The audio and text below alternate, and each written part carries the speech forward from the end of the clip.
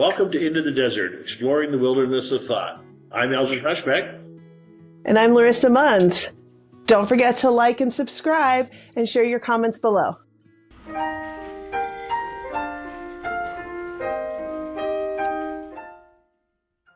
Well, here we are at the Christmas season, and Christmas is always a time of great joy, but it's also a time of a lot of confusion and complaints even. And there's an elderly woman I know who is from another country, and she always complains about America and how it doesn't like Christmas and all of that. And it's like, where did this all get started, and why do we have all this confusion? To start with, the name Christmas is actually from the Latin Christ and Mass. And in the Middle Ages, or at least by the Middle Ages, Christmas was a time to celebrate Jesus's birth. And it was the 4 weeks before Christmas, which was Advent, which is a time to prepare for that celebration and really get your heart and mind in the season. And then you have the 12 weeks after Christmas, which is going up to Epiphany, which are Three Kings Day. And that's January 6th. And so that's where the 12 days of Christmas comes and all of that. But that's really where it comes from. And Christmas as a word started in the mid-16th century. That's when we first start seeing it, even before Charles Dickens. Yeah, so what you're saying is Christmas changes over time, and it continues to change. So it changes from country to country. It changes from century to century. So how are some of the ways that it's changed? I don't know if I can necessarily say how that's changed. I think a lot of it has been just even before Christmas, the celebration this time of year was a pagan time, or with the Romans, they had their different celebrations for the solstice. And then it just became a natural place when Christianity take over, that's when Christmas became... Yeah, you're right. You had the Roman Saturnalia, which was a celebration of the winter solstice.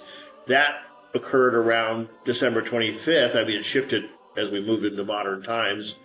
But Christ was probably not born on December 25th. He talks about the shepherds out in the field, which would indicate it's probably that he was born in the springtime at some point.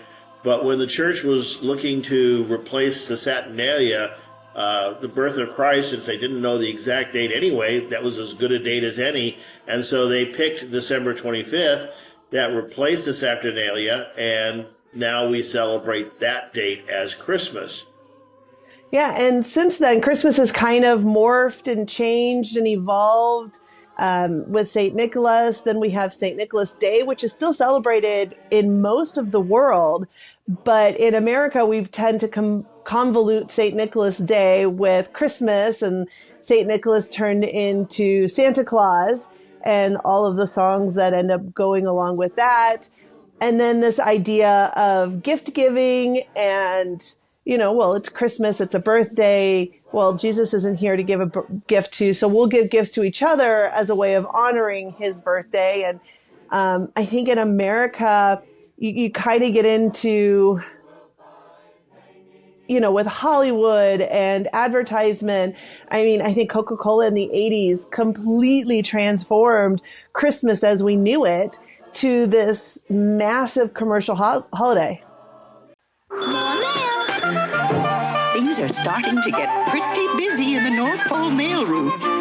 So to help get your child's letter to Santa, look for the special Dear Santa letter on packs of Coca-Cola Classic. It's the easiest way to write, and for every letter, Coca-Cola Classic will send a donation to Toys for Tots. So your child's wishes can make another child's wishes come true. Merry Christmas from Coca-Cola Classic. Actually, it was around the turn of the 20th century that Coca-Cola had a big campaign using Santa Claus, which basically made Santa Claus a major Christmas figure in the United States. And then you look at TV shows, and you look at something like Little House on the Prairie, and it was in the books, and I think they had Christmas episode where they were happy just to get a doll, one little handmade doll. And it was the best present ever. And then you come to today, and I mean, if you don't get enough presents, how dare you? It's child abuse if you don't give your kids a half a dozen presents. I mean, there was a time we had family who were lower income, struggling. There was 4 children and they lived in a trailer. And we were going to help them out. We didn't have much, but we had something more than they did. And so we bought them all these gifts, and we got a Christmas tree, and we went up and visited them for the season. And they were so upset because we got the last year's Madden instead of this year's Madden. And it was the older version of a game instead of the newer version of the game. And I felt horrible. I felt like, what was the point? I was trying to do something nice. I was trying to give them something when they didn't have anything. And then they were just like, well, it's just not good enough. Yeah. Well, that was the thing with Little House on the Prairie.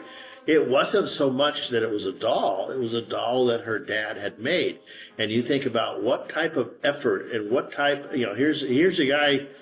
He's not exactly laying around doing nothing. He's very busy, but he's separated out time to make a doll, and the daughter understood what that doll meant. So it wasn't so much that it was a doll, it was that it was a gift from her dad that he had put love and effort into.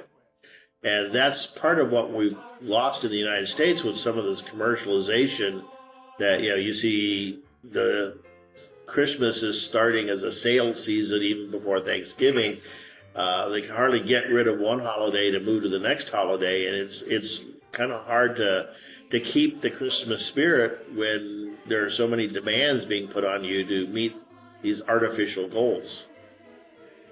Yeah, I mean, I still remember Black Friday was you get up at like 4 o'clock in the morning and stand in line, but then you started hearing about people dying and getting maimed and trampled at these sales.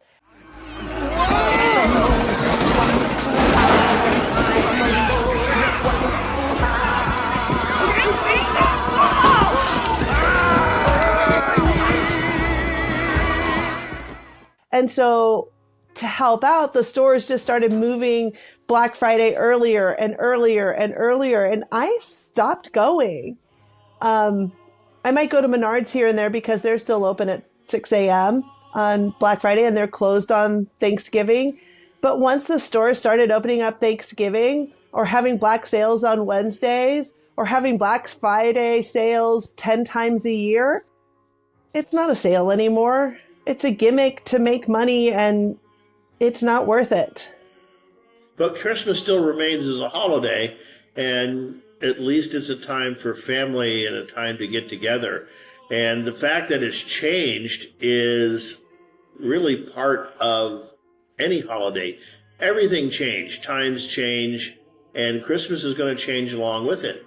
Currently, Christmas is undergoing a change from a Christian holiday to a secular holiday. Just as the Christians took over Saturnalia to make it Christmas, you sort of see the reverse now happening as the secular society is taking over Christmas and making it more secular, which is, you see this in a lot of Christmas movies, which Santa Claus is now becoming the main character, and there's no real indication of Christ or of the traditional Christmas themes.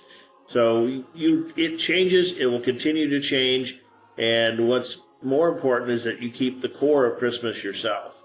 It's not even necessary that everybody has the same traditions, but it is kind of necessary that there be some traditions. No, I completely agree. I think traditions are the core of any holiday. And even as it changes, our traditions have changed over the years. And sometimes we do little gifts and play games, and sometimes we do like the more traditional Christmas, but it really is a time to spend with family. And I think that's the most important thing of the season, whether you are a religious person who goes to midnight mass and goes to Christmas mass or goes to Christmas services and it's all about Christ, or whether you are more secular and it's just a time to be with family and play games and open gifts and have a nice meal. It's the family that makes Christmas Christmas. We were putting up the tree the other day. Jenny says to me, just doesn't feel like Christmas without kids. She wants to try. But I come to work. I watch the news every day. It seems like the world's falling apart. How am I supposed to bring a kid into that? The world's always falling apart, bro. Since the beginning of time.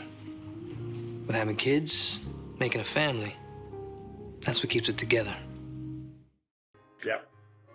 It's the family, and it's also the friends, and they're just coming together, and just it's a nice way to end the year. So, even though they picked it for Saturnalia, it's actually a very fortuitous pick, because it is nice to get to the end of the year and have some celebration. Have a very Merry Christmas and a Happy New Year. Thanks for watching. Please share your favorite tradition down in the comments, and we'll see you next year. Thank you for watching, and Merry Christmas, Happy New Year.